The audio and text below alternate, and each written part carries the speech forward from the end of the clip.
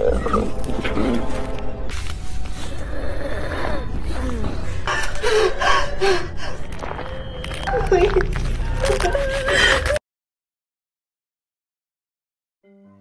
ini akan berfokus pada seorang polisi bini yang sedang ditelepon umahnya karena umahnya khawatir anaknya saat ini dapat giliran jaga di kantor polisi lama. Yes, Mother. Just, honey, why are you doing this? I'm literally about to start my first shifts. I told you I am going to be fine, all right? Look, I need to talk about this right now. I can't take this anymore. I love you. Goodbye. Goodbye. Ada apakah gerangan di kantor polisi tersebut sampai membuat si Uma khawatir tidak karuan? Sebelum itu, halo bubuhan, gimana kabarnya? Sehat semua kan? Kembali lagi bersama Pandol di konten horor. Dengan pantun hari ini, bawa tawa, jangan bawa duka. Bersamamu, aku selalu bahagia. Bezirlah. Agak nih bos, tamplik dong. Pada video kali ini, kami akan membawakan film berjudul Shift Terakhir bergenre horor, yang menceritakan seorang polisi wanita yang mendapatkan shift malam menjaga kantor polisi yang lama sendirian. Jika kalian pikir malam itu si polisi akan melewati malam sebagaimana malam pada umumnya, kalian salah besar. Karena ternyata sebuah kejadian tragis dari masa lalu belum usai menciptakan keonaran. Sudah, daripada Pandul dibilang YouTuber pemula sama netizen pada asnya iya karena intronya kepanjangan, langsung saja kita masuk ke ceritanya.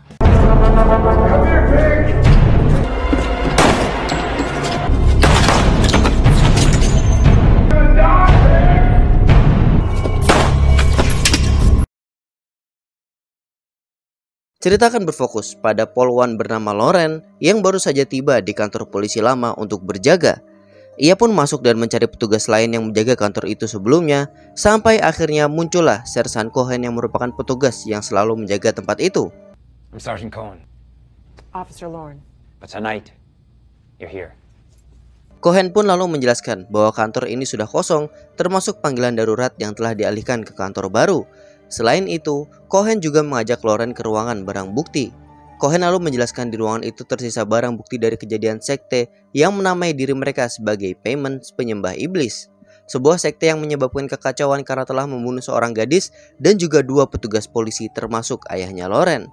Selain itu, pada pukul 10 dan 4 pagi akan ada petugas kebersihan yang datang untuk membersihkan bagian bangunan yang kotor. Let's go, rookie! Yes, sir. Anything left in these cabinets or some needles? Any questions? No, sir. Malam itu, Loren pun memutuskan untuk menghabiskan malamnya dengan membaca buku. Namun tiba-tiba, lampu di lorong tengah menyala dan mati seolah lampu itu sedang konslet.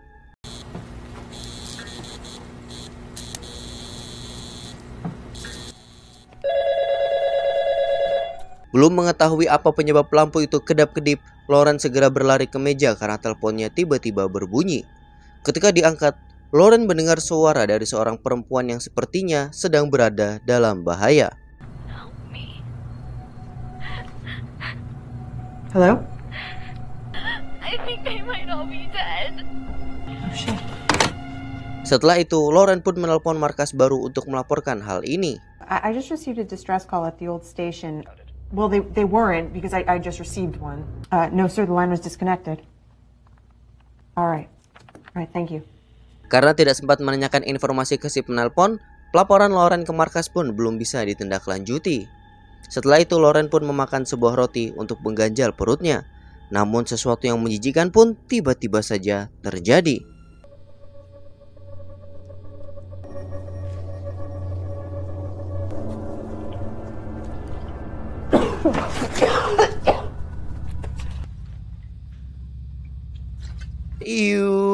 Tiba-tiba sebuah rambut muncul dari dalam mulut Loren.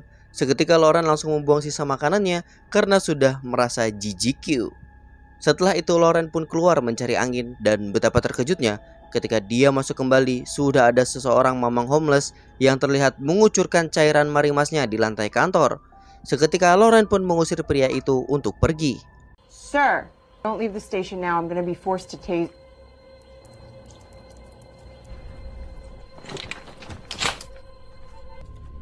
Sir, you know where you are? Hey. Sir! Jesus Christ. Get out!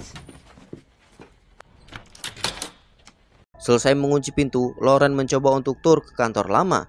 Ia lalu memasuki toilet laki-laki yang tampak sudah kumuh dan terus masuk hingga sampailah dia di loker pria. Lauren pun akhirnya berhenti di nomor loker 25 yang merupakan loker yang digunakan oleh ayahnya dulu. Lauren lalu menemukan foto dirinya bersama ayahnya, namun tiba-tiba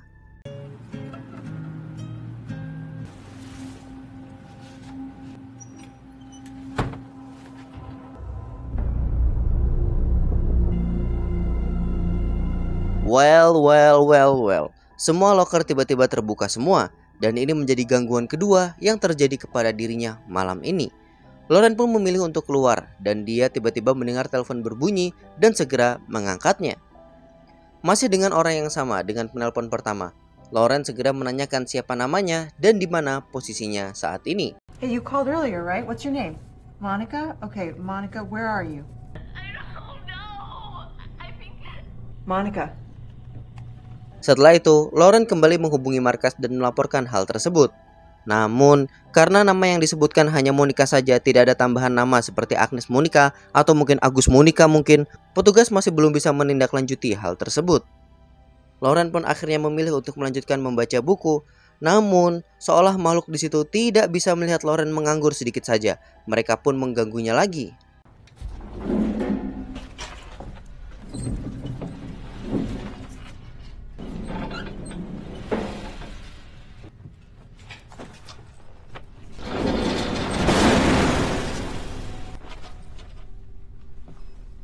Belum selesai, Lauren kini sedang mendengar seperti ada benda-benda berjatuhan di ruangan belakang. Ia pun segera menuju sumber ruangan itu.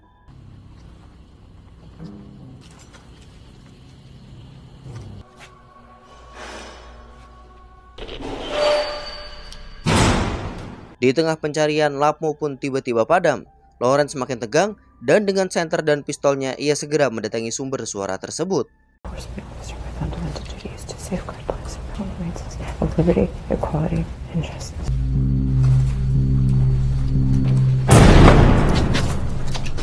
Lah, ternyata penyebabnya adalah mamang-mamang homeless yang entah dari mana masuknya. Ia saat ini sudah tiba-tiba berada di atas lemari. Monica pun segera menyalakan listrik dan memborgol mamang-mamang itu. Setelah itu, Monica memutuskan untuk menjebloskan si mamang ke dalam sel demi keamanan. Namun, sebuah keanehan tiba-tiba terjadi.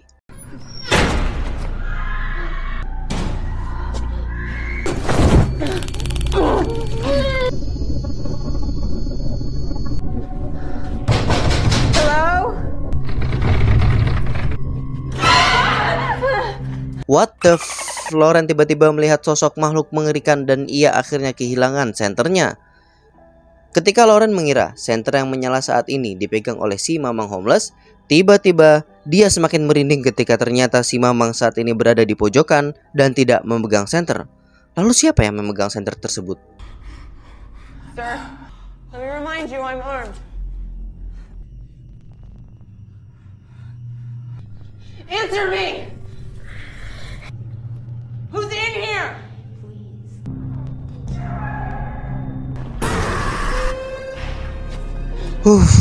Lampu pun akhirnya kembali menyala. Lauren pun segera keluar dan mengunci sel serta menenangkan diri. Namun sayang hal itu tidak berhasil. Lauren yang sudah terkadung merinding setengah matang mencoba untuk menelpon Sersan Cohen untuk meminta pertolongan. Namun tiba-tiba tidak jadi karena dia merasa sungkan untuk merepoti seniornya. This is Officer Lauren down at the old station. I'm calling. I'm calling because I'm happy to be on the force, sir. Thank you. Setelah itu, Lauren pun mengunci semua pintu di kantor. Dan ketika hendak mengunci pintu samping, ia melihat ada seorang acil-acil bohai yang sedang mengisap rokok sebelum pergi mangkal. Ma'am, can I help you with something? No, it's not. The police station's on 14th and Addison. You can call me Marigold. Melihat ada seorang polisi, acil-acil itu memperkenalkan diri sebagai Mary. Ia lalu bercerita sebuah fakta bahwa dahulu ia pernah mendekam di dalam sel kantor tersebut, tepat ketika keluarga Payment ditangkap. Lauren pun sedikit terkejut mendengar hal ini, karena yang ia ketahui adalah keluarga Payments semuanya mokat ditembak di tempat. Mary lalu membantah karena ia bersumpah di malam ia ditahan, keluarga Payments berada di sebelah selnya. Mereka semua lalu menyanyikan sebuah lagu yang mengerikan sampai pada akhirnya keesokan paginya keluarga Payments ditemukan tewas dengan cara menggantung diri menggunakan spray masing-masing. Tak sampai di situ, saat mau dievakuasi, jasad Payment family tiba-tiba menghilang begitu saja dan orang pun akhirnya meyakini bahwa jasad keluarga Payment telah disembunyikan oleh iblis. That's what they wanted you to believe, but I'm willing to bet my tits and a pack of cigarettes it's the truth. Sing this eerie song. The bastards hung themselves with their own bed sheets. And the commotion the next morning, and the bodies were gone. You okay? Yeah, no, I'm good. Well, time to make the donuts. Ketika Lauren hendak kembali ke ruangannya, tiba-tiba salah satu TV menyala dan menarik perhatian Lauren. TV itu memainkan rekaman saat dimana Payment beserta keluarganya diinterogasi terkait dengan kejadian malam itu. Dan ini mengonfirmasi pernyataan Maria bahwa keluarga Payments tidak mokat di tempat seperti apa yang diberitakan selama ini, melainkan mereka semua telah mati di kantor polisi. Taking care of your kids, loving your wife. Face swollen, teeth knocked up inside. Devil's just another bitch of the Lord. Pushing the damned for their sins. That sounds like the Lord's work to me. Searching the world for pretty faces. Blood splashing around in there. We don't pray to him. I once stabbed a girl who sounded like a pig. I am a dancing flame. Payman needs soldiers. I like you.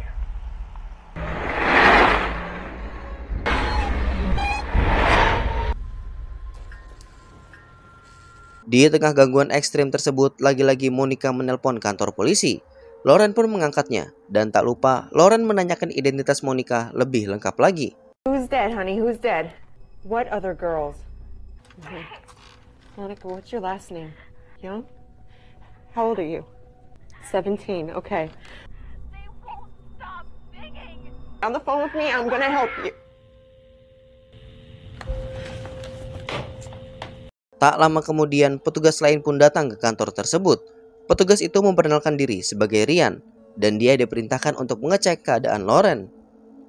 Mereka berdua pun akhirnya masuk ke dalam dan lalu mengobrol. Disinilah Ryan menceritakan bahwa dirinya sangatlah mengenali ayah Lauren. Ia bersama-sama dengan ayah Lauren saat tragedi keluarga Payments. Were you with him that night? Yeah, I want to know they never disclosed the details. he and I arrived early, but we could hear these poor girls. So we went in, and I was able to pull out while your dad held them off. They killed 6 more girls. If you need anything, give me a call. Do you remember my name? Officer Price. I'll see you around.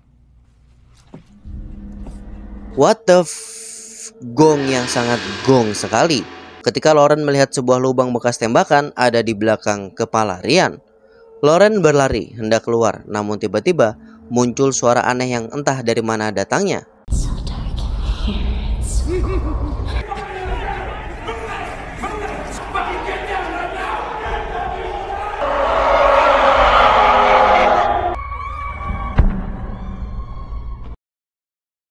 Tak lama kemudian, muncullah sosok Payment yang hendak menerkam Lauren.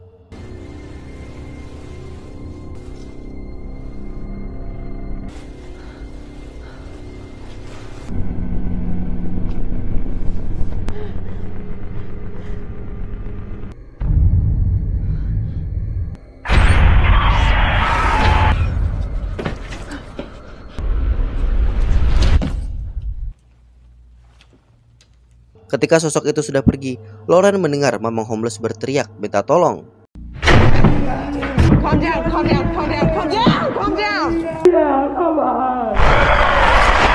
What the hell? Lauren tiba-tiba ditampakkan bagaimana keluarga Payments menggantung diri di dalam sel.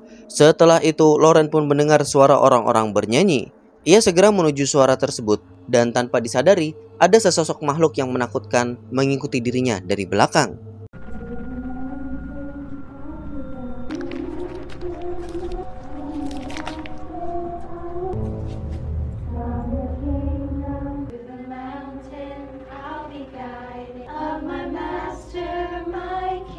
Soul I will bring till I do see. Stay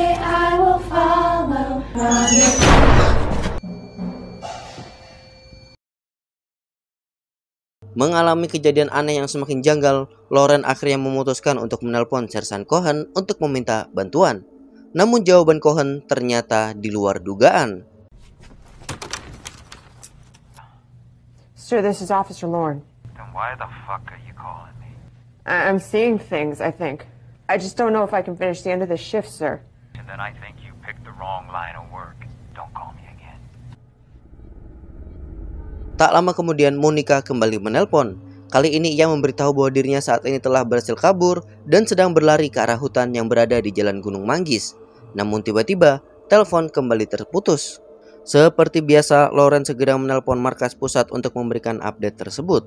Namun lagi-lagi sebuah hal mengejutkan terjadi karena petugas di markas mengatakan bahwa Monica Young, gadis berusia 17 tahun, telah mokat 1 tahun yang lalu karena dibunuh oleh keluarga Payment dengan cara dipukuli pakai tongkat baseball.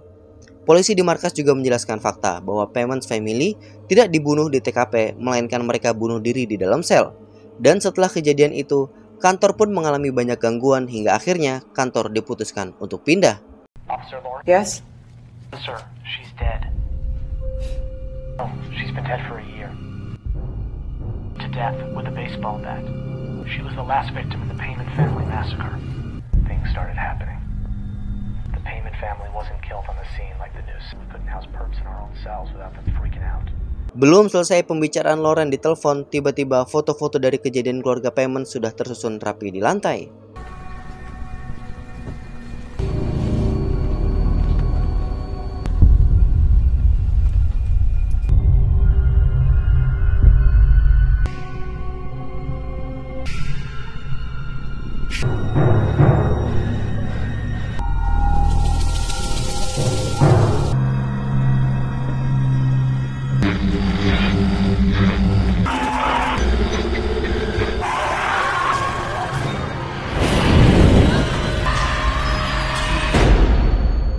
Ketika terbangun, Lauren panik sepanik-paniknya karena peralatan sudah tidak ada di pinggangnya dan ia segera memutuskan untuk mencari peralatannya tersebut. Namun tiba-tiba, Hey!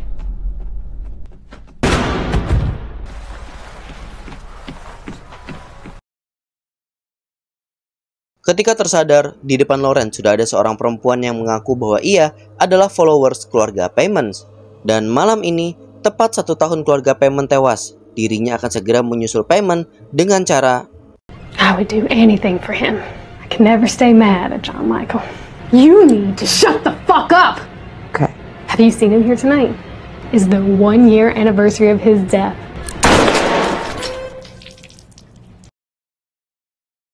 Singkatnya, lagi-lagi telepon pun berdering. Dan kali ini, Lauren sudah muak dengan Monica yang ternyata hanya mengganggunya saja.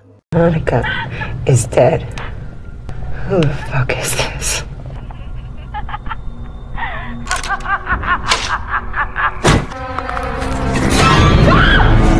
What the f... Tiba-tiba saja sosok Monica yang selama ini menelpon muncul dari bawah meja. Lauren pun segera mengangkat menjauh dan bersembunyi di balik lemari berkas.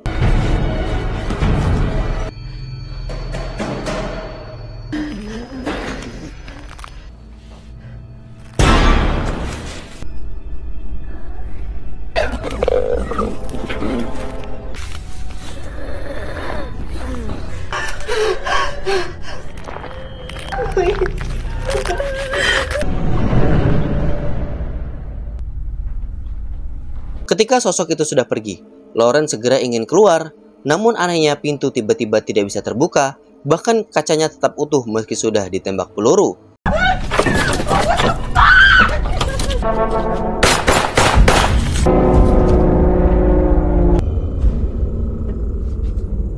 Setelah itu, telepon pribadi Lauren pun berdering.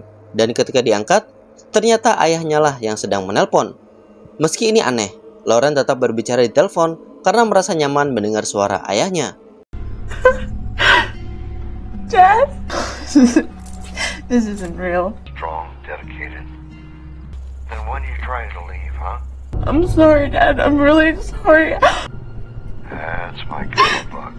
Baru saja Lauren merasakan baikan, lagi-lagi peristiwa aneh kembali terjadi. Hey, how'd you get out, huh?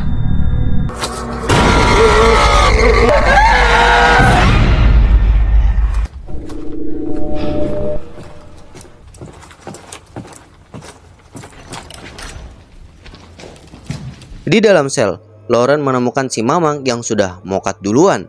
Lauren segera memanggil bantuan melalui radio, namun alatnya secara mengejutkan justru mengeluarkan darah, dan tiba-tiba dari balik spray, terlihat bagaimana detik-detik keluarga Payments menggantung diri mengakhiri hidupnya di dalam sel.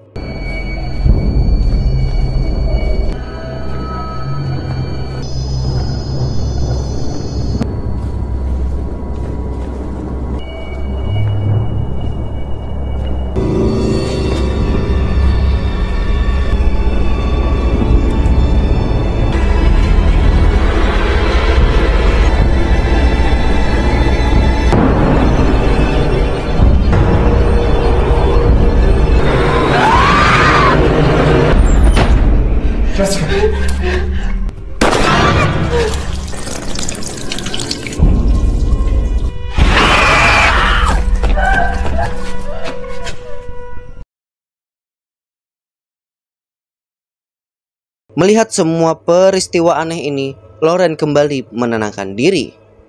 Di tengah keheningan, tiba-tiba saja ponsel Lauren berbunyi dan ternyata itu adalah ayahnya yang lagi-lagi menelpon dan memberikan kekuatan kepada anaknya. Ayahnya lalu memberikan Lauren kekuatan untuk terus berani dan segera menyuruhnya bersiap karena keluarga Payments sebentar lagi akan datang. Who's coming? You have to stop them. Daddy? Jessica.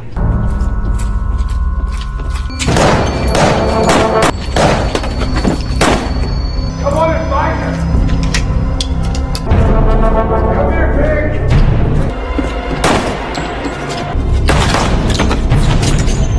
You're gonna die, pig!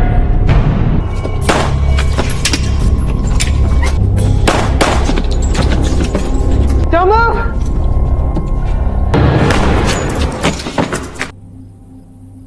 Start. Dalam POV Lauren, keluarga Payments memang benar-benar datang. Mereka menggunakan penutup kepala sehingga Lauren segera memburu mereka dan menembaki mereka satu persatu. Namun secara tiba-tiba, Sersan Cohen menembak Lauren dari belakang. Disitulah Lauren menyadari bahwa yang dia tembak dari tadi bukanlah keluarga Payments, melainkan petugas kebersihan yang memang akan datang. Lauren pun telah berhalusinasi dan Sersan Cohen saat ini telah memanggil bantuan dan ambulans melalui radio. Dan di saat itu pula, tanpa disadari, Lauren mulai menyanyikan nyanyian sekte Payment.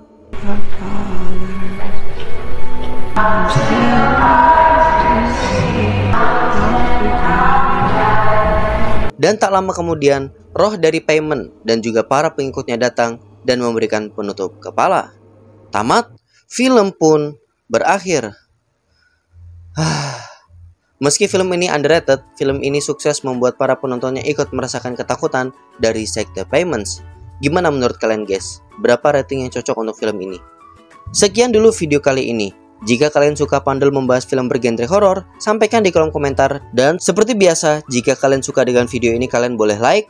Dan jika kalian suka dengan channel ini, kalian boleh subrek agar tidak ketinggalan video terbaru dari channel ini.